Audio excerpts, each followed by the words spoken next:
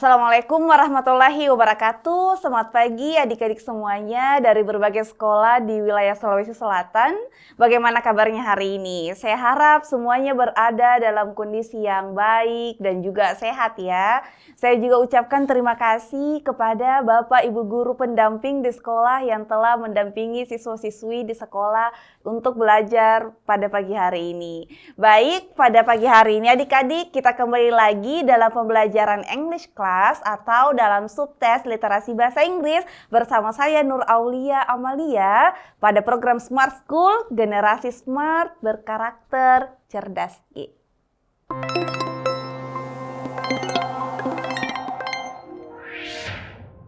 Pertanyaan yang keempat.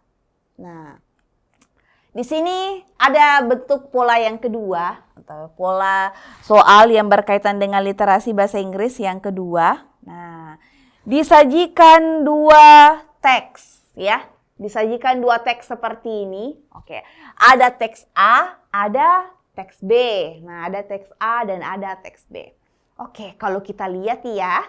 Dari teks A ini ada 4 paragraf, adik-adik. Nah, kemudian di teks B ini ada 4 paragraf juga. Jadi kalau digabungkan berarti ada 8 paragraf ini. Oke, ingat ya.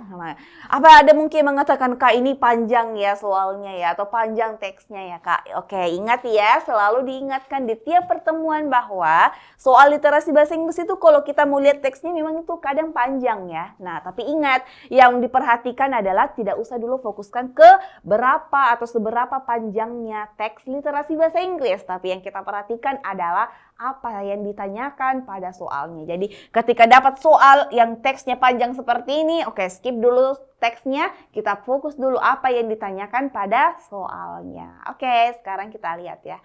Nah, di pertanyaan yang keempat berkaitan dengan apa? What is our positive attitude toward both text? Nah, ini positif ya. Oke, ini ada kesalahan adik-adik, maaf. Ini apa sikap penulis ya? Jadi yang ditanyakan adalah apa sikap penulis terhadap kedua teksnya. Ini ada kesalahan penulisan, saya mohon maaf ya. Oke, jadi apa sikap penulis? Jadi ini intinya sebenarnya. Apa sikap penulis terhadap kedua dari teksnya? Oke. Jadi kalau ditanyakan adalah sikap penulis terhadap kedua teks, nah berarti ingat salah satu dari yang kita jawab pakai teknik skimming itu adalah sikap penulis.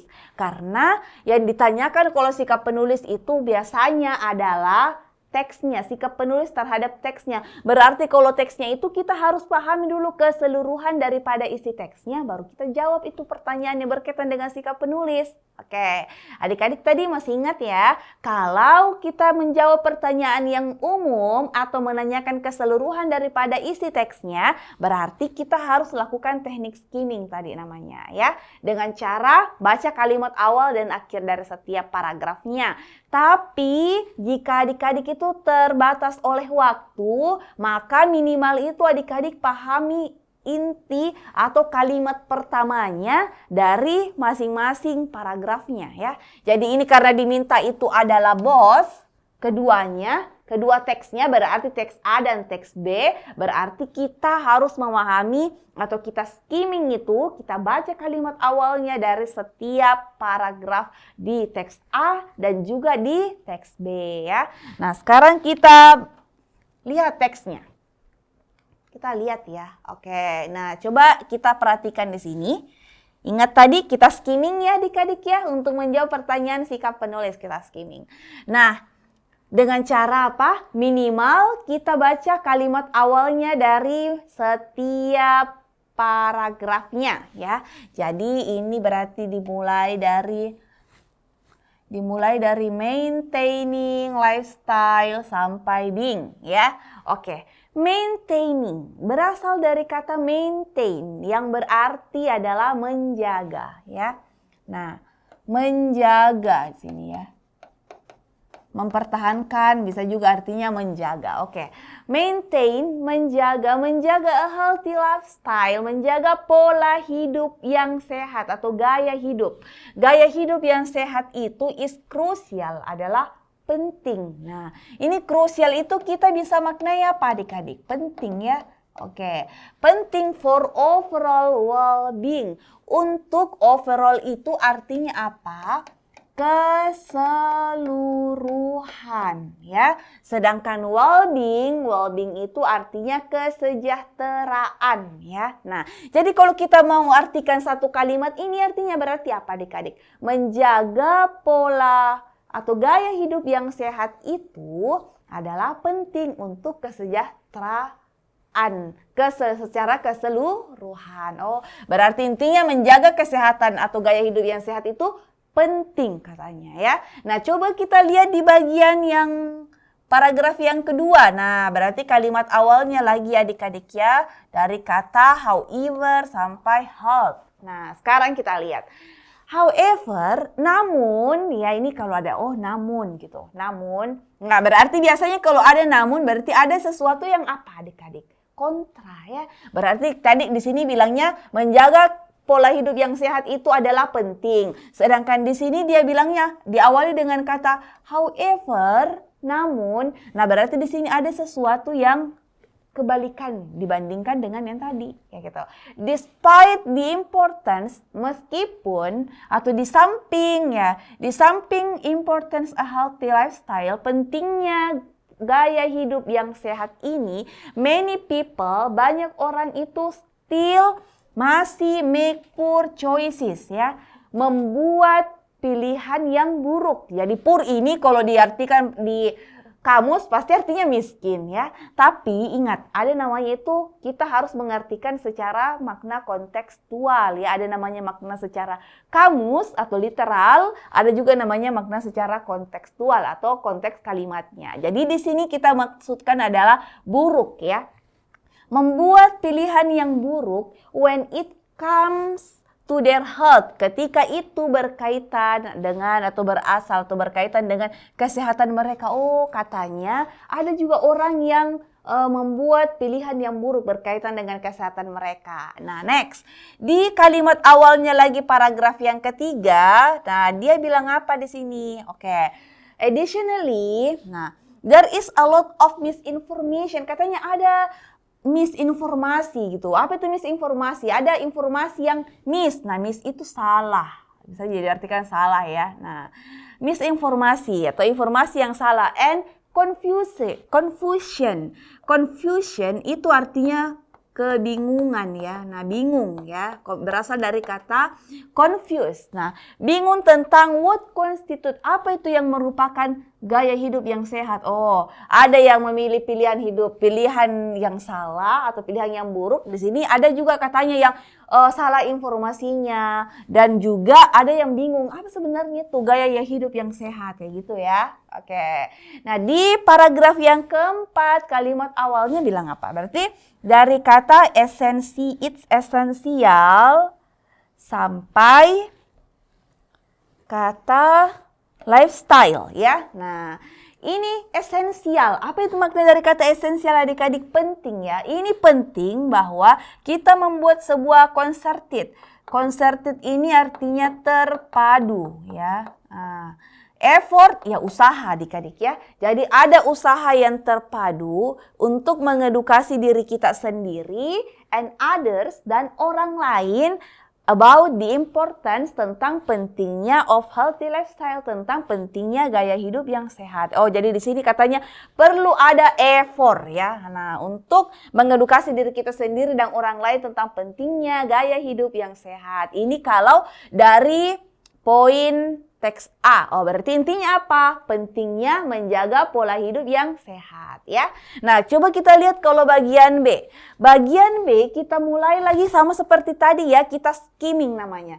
Kita lihat dari kata preventifnya sampai kata health. Nah, jadi preventif itu artinya pencegahan. Jadi healthcare, perawatan kesehatan, ini intinya gini ya, check up biasanya kalau kita bilangnya bahasa sehari-harinya, untuk mencegah terjadinya penyakit atau untuk mengetahui sejak dini ya penyakit yang diderita oleh seseorang. Jadi itu katanya penting ya, esensial, penting untuk menjaga tadi kesehatan dengan baik. Jadi itu kalau kita lakukan check up rutin ke dokter, katanya penting untuk menjaga kesehatan ya. Nah, kemudian di paragraf yang kedua kita skimming lagi adik-adik ya. Nah, sampai sini. However, namun many people, banyak orang itu still neglect. Neglect itu artinya apa? Adik-adik, artinya mengabaikan ya. Banyak yang mengabaikan. Oke. Mengabaikan apa? Preventive healthcare tadi itu, check up rutin tadi ya. Nah, katanya masih banyak yang mengabaikan ya. Oke, kemudian di paragraf yang ketiga ini dari sini ya. Oke. Nah, furthermore, lebih jauh lagi, ini ya, lebih jauh lagi, some people itu may not have time. Beberapa orang itu tidak memiliki waktu or resources atau sumber. Nah, jadi resources itu apa adik-adik? Sumber ya. Sumber to the food, to preventive healthcare. Nah, berkaitan dengan ini tadi, perawatan pencegahan itu ya. Nah, jadi ada juga katanya yang tidak punya waktu, ada juga yang tidak punya sumber. Nah, oke. Di sini lagi di paragraf yang keempat di awal di sini ya, berarti sampai sini. Oke. Ini penting untuk bahwa kita membuat sebuah apa tadi concerted terpadu ya, membuat effort berarti usaha yang terpadu untuk prioritize, untuk memprioritaskan preventive health care. Ini tadi ya check up rutinnya itu. Oke. Jadi di sini tentang menjaga kesehatan, di sini juga katanya harus melakukan check up rutin untuk menjaga kesehatan ya, adik-adik. Nah, sekarang dari kedua teks ini apa yang menjadi sikap penulisnya? Oke, kita harus mengerti dulu ya adik-adik ya, apa yang dimaksud dengan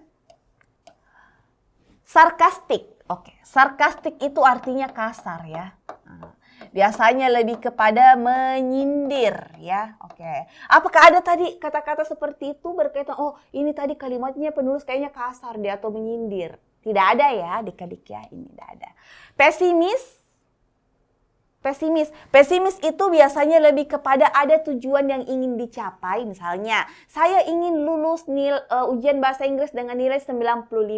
Tapi itu tujuan ya, tapi belum melaksanakan ujian dia sudah bilang, oh kayaknya saya tidak bisa dapat nilai 95 itu. Itu namanya pesimis ya.